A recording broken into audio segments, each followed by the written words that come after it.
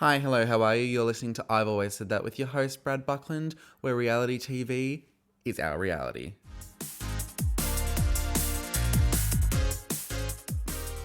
This week we're getting back into the Real Housewives of Salt Lake City, Season 6, Episode 8.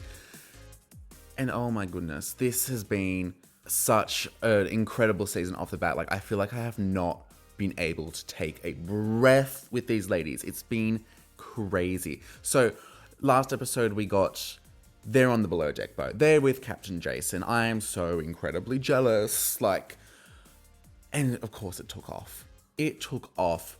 Heather accusing Lisa of being the source of the dirt. And I'm just like, oh my God.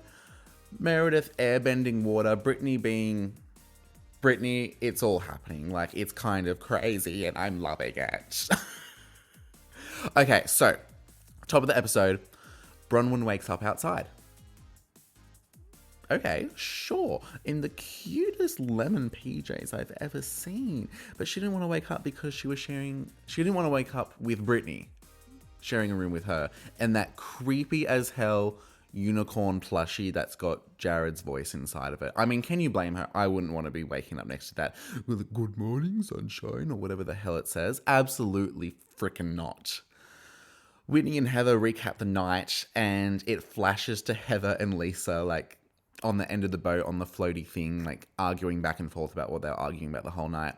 I'm not going to admit to being the source of something. I'm not. And she's like, you are the source. You are the source. And I'm like, this is so beautiful.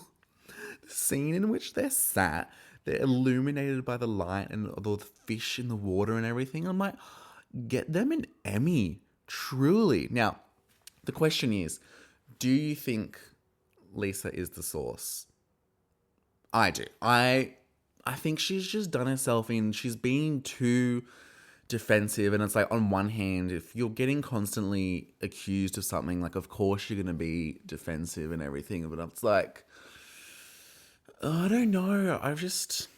It's hard to say, but I do think she's got something to do with it, and she's just trying to dance around it, which is why she's being so highly agitated by it. I do think it was brave of Heather just to be like, I think you are the source, with no evidence whatsoever besides coincidence. So she's got a backbone, and I kind of respect it. They must have been smashed last night, honestly. You see below deck and everyone's smashed constantly. So I think they had a couple drinks in their system. Anyway, the ladies gather in the morning, including Angie. She's back. She's feeling better after her seasickness.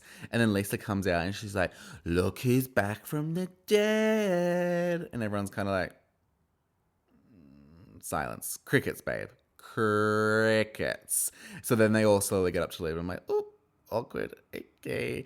So then Brittany's talking to Lisa about Brownyn, and they're just having a mad bitch about her and her family. And Lisa says that she got asked to get involved with the grandparents and everything.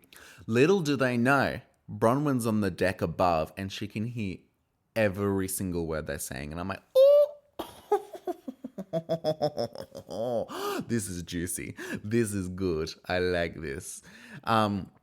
Angie and Mary go out to talk to Brownyn, and Brownyn's like, let's go somewhere else because I can hear every word of what they're saying and I don't want them to hear what we're saying. And I'm like, oh, so fair, so fair. So Brownyn's catching Angie and Mary up on them last night and just telling them all what happened and everything. And I'm like, if Angie there, she would have absolutely got involved. I'm like, I would have loved to see that. But Mary, she's like, thank God I wasn't there. Absolutely not. And I'm like, true. It's true, Mary. You're a queen. You don't deserve that. Meredith comes out, and I think she's just she's developed some vocal fry, and I don't know if she's always had it, but she just walks out and she's like, how are you feeling? Meredith, you good? The rest of them come out for brekkie, and Brownyn asked to sleep with Mary and Angie, and Mary immediately is like, absolutely not. Absolutely not. 2's fine, 3's a crowd. I'm like, oh. And Brittany's like, why don't you want to sleep with me? And Bronwyn's like, well, you're trying to get the crew into your bed last night.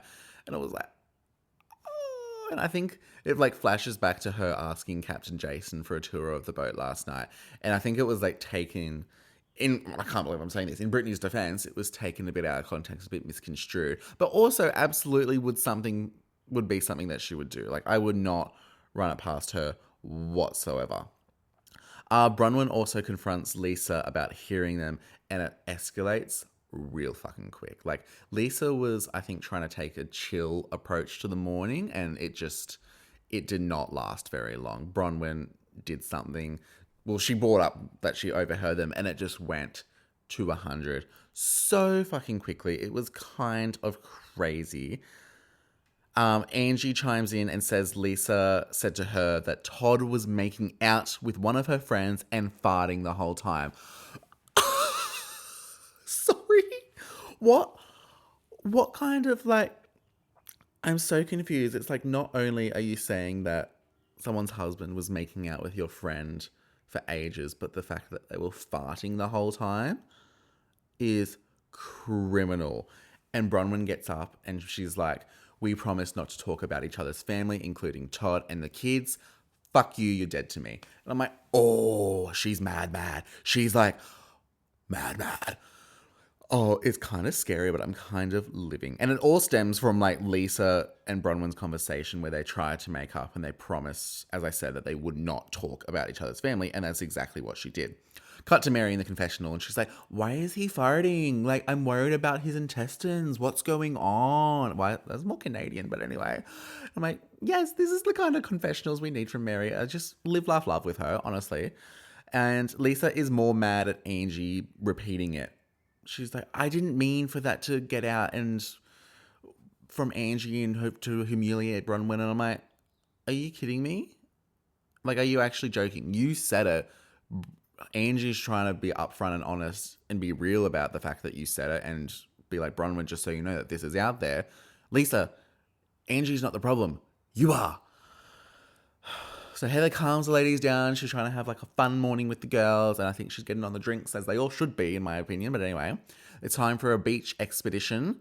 And so the ladies go out to the beach and it's pretty chill for the most part. But Meredith, Lisa and Mary are chatting. And Lisa and Mary both think that Meredith hasn't been sticking up for her. And Meredith's like, well, I have been sticking up for you in public and in private.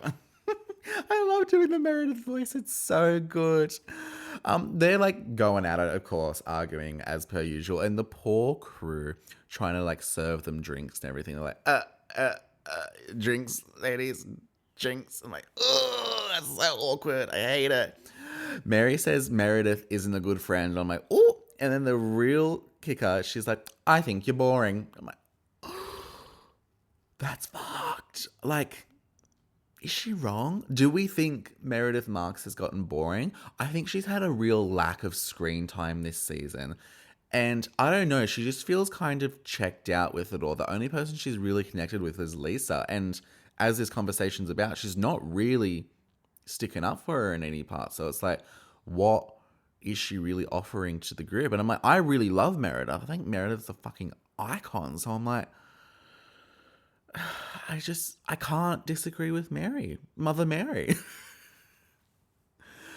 They decide to play a game, Never Have I Ever, for some reason. And Heather's like, never have I ever make it out with someone while farting. Too soon. And Bronwyn's like, too fucking soon. They play a game where they're like racing to one side where one of the deck crew has got like drinks and they're sculling it and everything. Brittany face plants in the sand. Absolutely face plants. And I'm like, they screen grab her and it's just like her with sand all over her face. I'm like, this is beautiful. This is the new Mona Lisa. And it's nice to see the ladies in some sort of camaraderie. Like, it's nice to see them bonding ever so slightly, even if it's just for a couple seconds over a drinking game. I'll take it. It's about balance. You know what I mean? It's about balance. Back on the boat, Bronwyn has some... Sorry, gonna lose my train of thought. Brownyn has bought 4 inflatable costumes for some reason. I'm like, of course she has. I remember when she was introduced to the show, she was like, I love picking Todd up from the airport in these random ass costumes all the time. And she's bought 4 on the boat with her. And I'm like, how much luggage did she bring? Because these things would take up a whole Lot of room. But anyway, Angie and her put one on, and while they were walking out the door, Angie gets her hand caught in the door. And at first, I just think they're like pretty drunk. Well, I mean, I think they are pretty drunk, but she gets her hand caught in the door, and she's like, "Oh my god, ah, help me, help me!" And I'm like, oh, Angie, my babe, you're fine, you're fine. She's not fine. Her hand is bleeding, absolutely everywhere. And she's standing there bleeding in this fucking inflatable seahorse costume. And I'm like, what kind of fever dream is this? Like, and she seems so incredibly drunk. And I'm like, well, that's not helping the bleeding whatsoever, is it? The theme for the night is zombie, the undead. And I'm assuming it's because they kind of knew that this would be airing around Halloween. So I'm like, yeah, fair enough. Lisa pulls out the most non-zombie dress I've ever seen. It's like bright, warm, red, orange colors. I'm like, okay, Lisa, sure. You hate a theme. We get it. I mean, everyone's special effects makeup is pretty terrible, but I have to give Heather her props for like having blood running down her face and everything. I'm like, she commits. She's a good time girl. Woo! I think Heather has been drunk the entire time of being on the boat, and I think she's got the right idea. You're on this boat, you're paying a lot of money. Actually, I wonder if, because it's like a Bravo crossover, if they're actually paying anything. Like maybe they'll just do the tip at the end. Like surely they have to tip. And I'm very curious as to how much these ladies would tip, if anything. No, they would have to tip, surely. And I don't think they'd tell us. We'd probably have to watch Below Deck to tell us how much. But best believe I will be posting about how much these ladies tip when I find out.